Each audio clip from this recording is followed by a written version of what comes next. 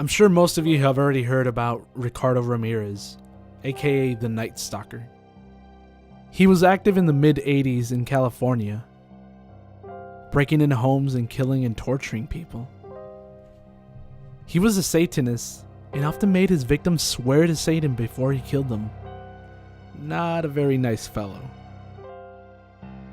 Over a year or so, I think he killed like 13 people. Most of them were women or married couples. Sometimes he'd just kill them. Other times it'd be far more sadistic. I was super young, so I don't really remember much about it, but I know most people in Southern California were really scared. People purchased guns, installed alarms, and they made sure not to leave the windows open at night. The only problem was, this guy found a ton of ways to break into people's homes. Anyway, I heard this story from my mother-in-law that really creeped me out. She lived in one of the neighborhoods that he had visited and killed someone in. She actually called the police on him.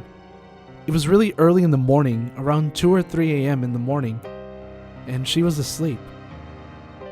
She said a horrible oppressive feeling came over her and she woke up. She knew something was wrong in the neighborhood.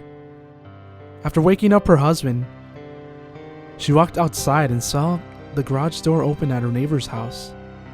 They called the police. It turns out Ricardo Ramirez had been there and he had killed an elderly lady.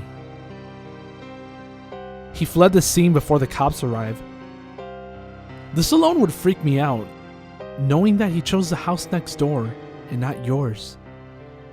But here's where the story gets even creepier. Like a week later, my mother-in-law was in the parking lot in the middle of the day and the same feeling came over her. She told her husband that she knew the Night Stalker was close. And she swears about this next part.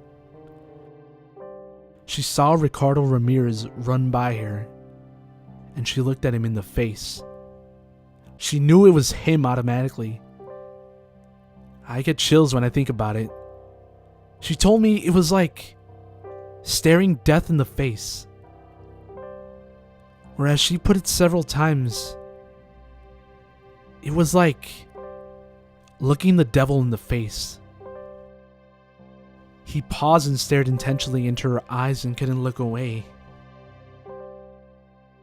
She wasn't sure at the time if he knew she recognized him. He sort of smirked, she said, but it was a twisted, sick look. Her whole body went cold. She told me the story, and to this day she still gets creeped out. Ricardo Ramirez was arrested a few weeks later after some citizens caught him and beat him until the cops arrived. It's crazy that she was that close to one of the most notorious serial killers of all time.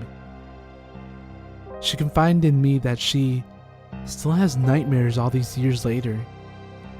She'll wake up in the middle of the night and see his face staring at her. I get goosebumps when I think about it. I don't know if you could ever get over something like that. Every generation has a psychopath that's loose. I'm just hoping we could avoid another Night Stalker.